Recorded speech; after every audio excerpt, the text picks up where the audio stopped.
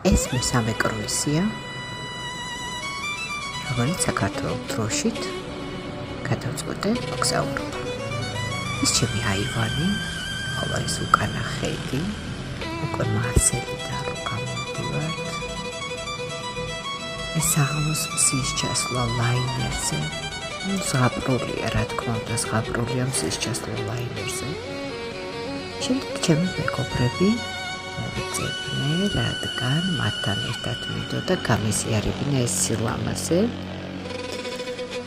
საღამოს აუცილებლად იქნებოდა კონცერტი ვახშამი და სანამ დრო მოვიდოდა მზის ჩასვლით ტკბებოდი ეს თეატრისკენ, ეს სვაროვსკის თვლებით თეატრისკენ მივდივართ. თეატრის შესასვლელამდე არის კაზინო სივრცე და დაიწყო თეატრი. ყოველ საღამოს საოცარი თეატრი ტარდებოდა, საოცარი აკრობატები, საოცარი სპექტაკლი, რა თქმა უნდა, ისეთი საინტერესო იყო, რომ უბრალოდ საღამოს თეატრის შემდეგ ზღვის ჰაერით დატკბობაც, რა თქმა უნდა, ძალიან მაგარია.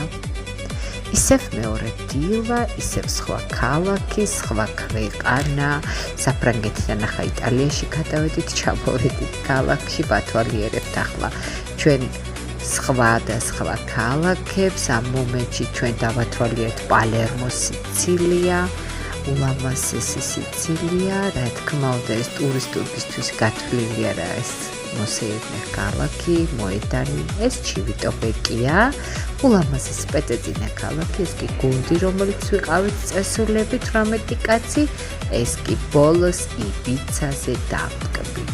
ეს ქალბატონეთია, რომელიც საოცარი ადამიანია, ჩვენი ქალბატონი რუსუდანი და ეს მონსერატზე მამუკასთან ერთად ძალიან მაგარი კრუიზი.